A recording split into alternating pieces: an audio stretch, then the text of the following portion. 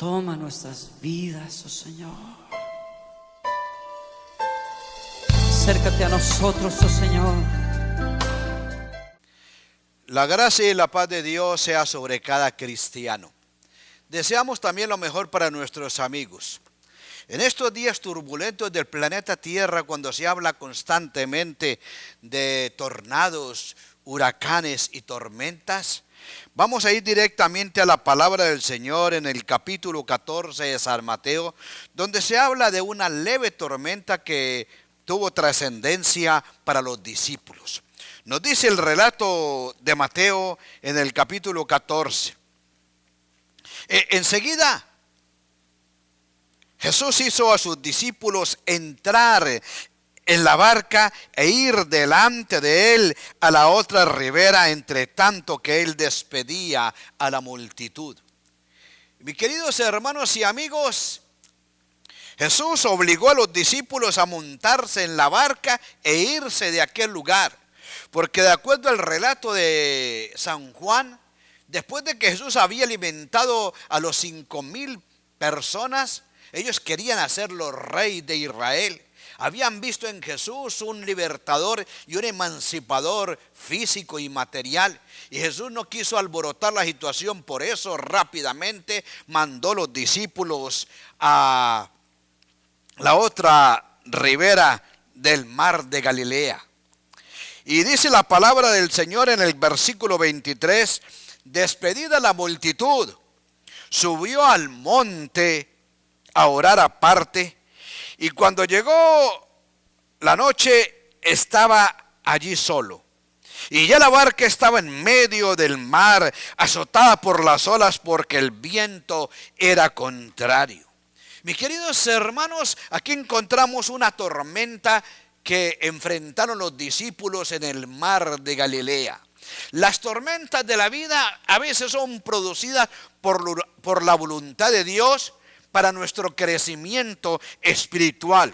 Dice el versículo 24, y ya la barca estaba en medio del mar azotada por las olas, porque el viento era contrario. Hay otra clase de tormentas en la vida que el mismo hombre las produce por la desobediencia y su obstinación. Es para nuestro propio crecimiento y la disciplina del Señor. Recordemos el caso de Jonás, cuando Dios le dio la orden que fuese a Nínive a predicar el mensaje de arrepentimiento, y nos dice la palabra del profeta que él desobedeció, y estando en alta mar Dios levantó una tormenta para disciplinar a su siervo el profeta Jonás. Encontramos en la palabra del Señor, como dice el versículo 24, porque el viento era contrario. Saben que en la palabra de Dios los vientos tienen varios significados.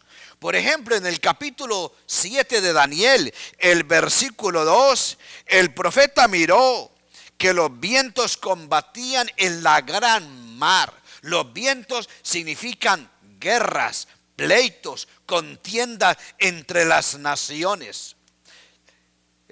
Los vientos también significan doctrinas falsas. Dice claramente San Pablo en Efesios, el capítulo 4, el versículo 14, en forma directa. El apóstol dice, para que ya no seamos niños fluctuantes, llevados por doquiera de todo viento de doctrina. Los vientos en la Biblia tienen varios significados, y uno de ellos son las doctrinas falsas. Saben que el viento también representa al Espíritu Santo. Recordemos el capítulo 2 de Hechos en el Pentecostés, cuando vino Dios, envió a su Espíritu Santo en lenguas de fuego, como un viento vino sobre ellos. Algo más interesante, el agua y el viento mezclado con el agua. Encontramos en el capítulo 57 de Isaías, el versículo 20, cómo el viento y las olas representan la condición pecaminosa del impío, aquel que no conoce al Señor.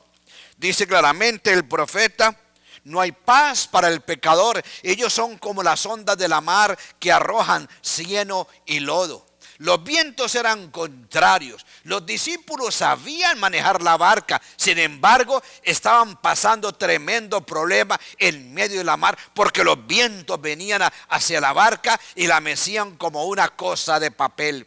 En el versículo 26, versículo 25 y 26 encontramos lo siguiente: mas a la cuarta vigilia de la noche, Jesús vino a ellos andando sobre el mar.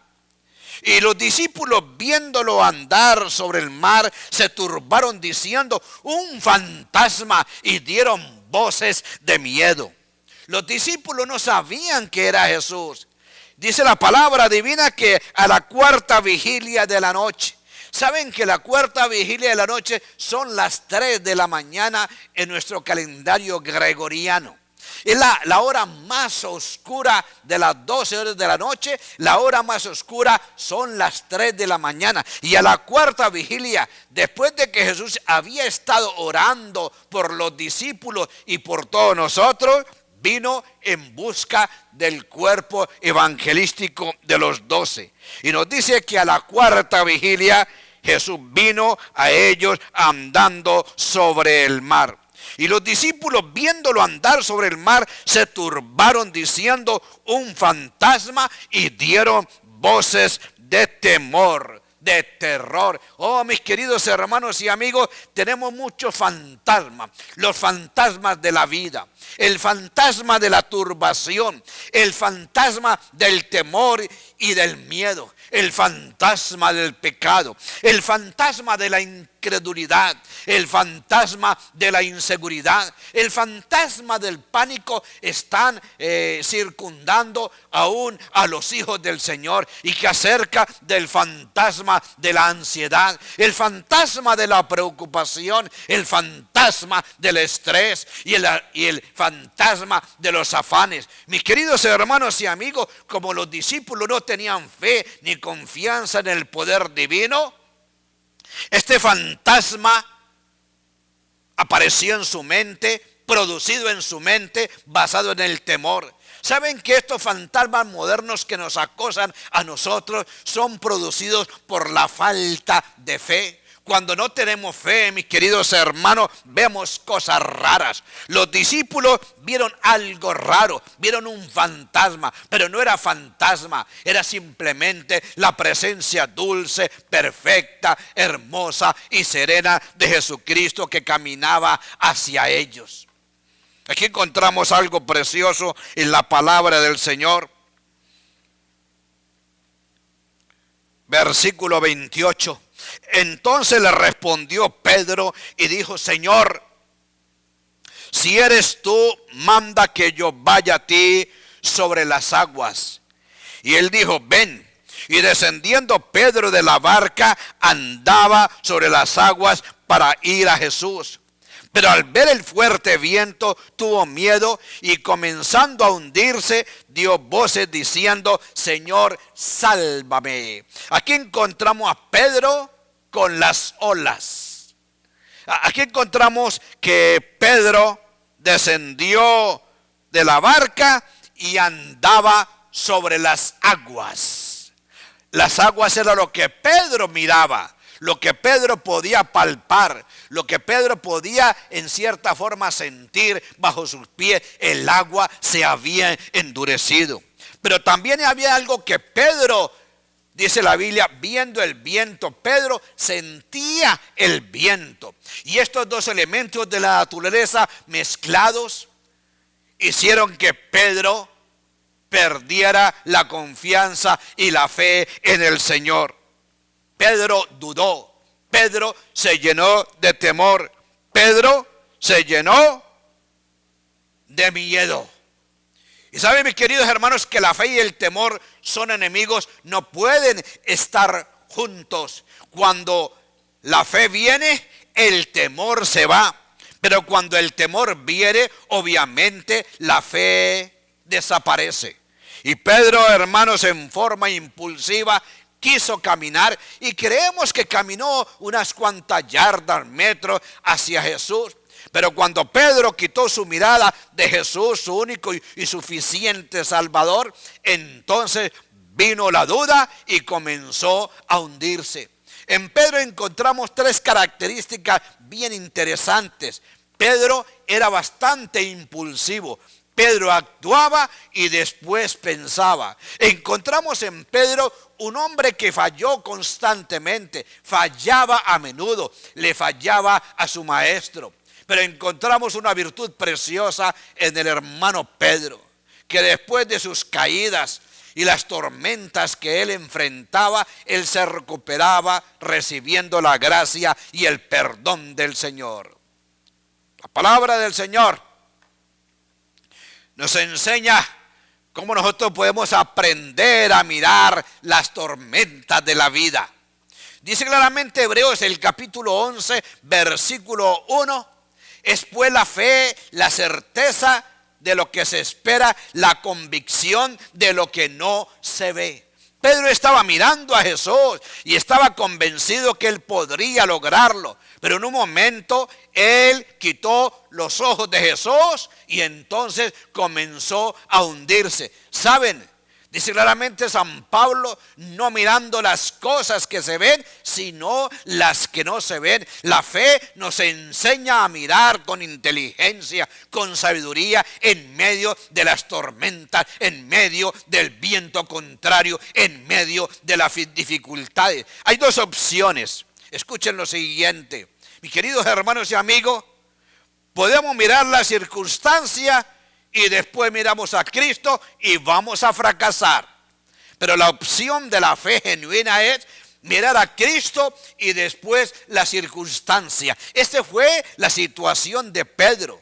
Pedro miró a Cristo y después miró la circunstancia, y mientras que lo hizo así, tenía de frente a Jesús y solamente tenía la mirada puesta en Jesús, él comenzó a caminar sobre las aguas. Es la fe lo que nos permite mirar a Cristo y vencer la circunstancia. Mientras que Pedro caminó sobre las aguas, estaba mirando a Cristo y el viento y el agua no importaban. Pero cuando Pedro cambió a Cristo por la circunstancia y viendo el viento y sintiendo el viento y mirando el agua, entonces miró la circunstancia para después mirar a Cristo. Mi querido hermano, cuando usted y yo miramos la circunstancia y después acudimos a Dios, fracasamos en las tormentas de la vida y comenzamos a hundirnos, como dice la palabra del Señor. Dice, es importante aprender a mirar a través de la fe. La fe es el poder del Señor que nos permite vencer las tormentas de la vida. ¿Saben que Pedro pecó? Dice el versículo 30, pero al ver el fuerte viento, tuvo miedo y comenzando a hundirse. La duda, el temor y el miedo invadieron la mente de Pedro y dudó. La palabra del Señor claramente dice, y todo lo que no proviene de fe es pecado. Romanos 14, 23. Pedro vio la circunstancia y tuvo miedo.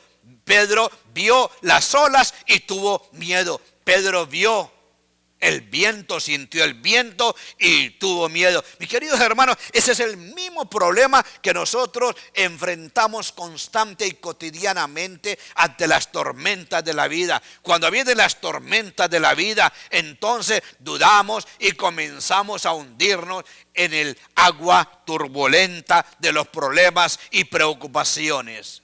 Pero queremos llamar la atención de mis hermanos que en medio de las tormentas de la vida debemos recordar que alguien ora por mí.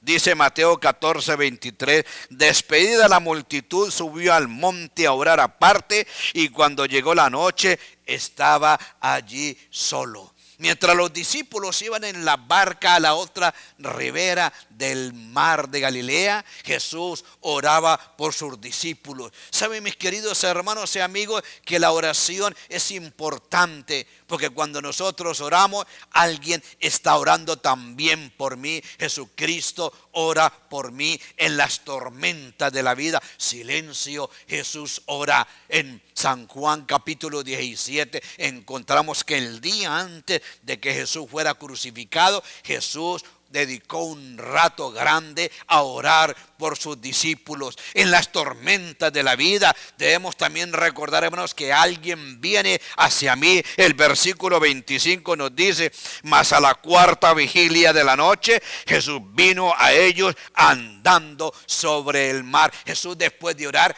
viene a buscarnos en medio de las tormentas de la vida. Los discípulos tenían temor, los discípulos tenían miedo de la bravura del mar, pero Jesús viene hacia nosotros en las tormentas de la vida. También encontramos que en las tormentas de nuestra vida, mis hermanos, Jesús, alguien me ayuda a crecer. 14:29, y él le dijo: ven. Y descendiendo Pedro de la barca, andaba sobre las aguas para ir a Jesús. El versículo 32 nos dice acerca de esta experiencia: y cuando ellos subieron en la barca, se calmó ¿qué? El viento. A veces acusamos a Pedro y lo criticamos de que le faltó la fe, pero Pedro tuvo fe. Fue tan buena la fe al principio que dice la palabra del Señor que caminó sobre las aguas. Desafió la ley de la gravedad y caminó sobre las aguas yendo a Jesús. Y cuando regresó y Jesús lo tomó de la mano, él regresó caminando sobre las aguas a la barca. Qué linda la palabra del Señor. También debemos recordar, mis queridos hermanos y amigos, que alguien calma las tormentas en mi barca. Dice el versículo 32.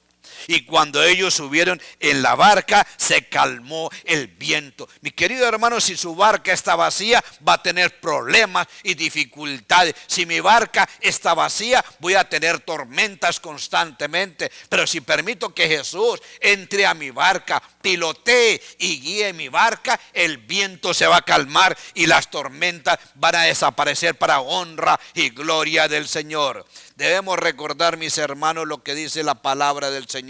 Jesús viene a mí en las enfermedades. Claramente dice el salmista David: bendice alma mía Jehová, y bendiga todo mi ser su santo nombre. Bendice alma mía Jehová y no olvide ninguno de sus beneficios. Él es quien perdona tus iniquidades, el que cura todas tus dolencias. Jesús viene a mí cuando yo estoy enfermo. Él es que perdona y sana todos mis problemas físicos. Gloria al Señor. Jesús viene a mí, como dice el relato de San Mateo, el capítulo 14. Jesús venía a los discípulos. Jesús viene a mí, mis hermanos, cuando le oramos en la desesperación. Dice claramente el dulce cantor de Israel en el Salmo 40, versículos 1 y 2. Pacientemente esperé a Jehová y él oyó mi clamor y me hizo sacar del pozo de la desesperación, del lodo cenagoso. Mi querido hermano, el psicólogo lo puede aconsejar, el sociólogo lo puede adaptar en el medio ambiente, pero Jesús lo puede sacar a usted de la desesperación, del estrés, de cualquier situación agravante en su vida. Recordemos, hermano, Jesús viene a mí en mis temores. Dice claramente el Salmo 34, el versículo 4: busqué a Jehová y él me libró de todos mis temores, de mis ansiedades y preocupaciones. Gloria al Señor. Debemos también saber, Jesús viene a mí cuando yo camine por el valle de la sombra de la muerte. Recordemos el Salmo, el capítulo 23, el Salmo 23, versículo 4. Aunque ande en valle de sombra de muerte, no temeré mal alguno, porque tú estarás conmigo. Tu vara y tu cayado me infundirán aliento. Jesús viene a mí cuando ande en medio de los peligros, el valle de la muerte.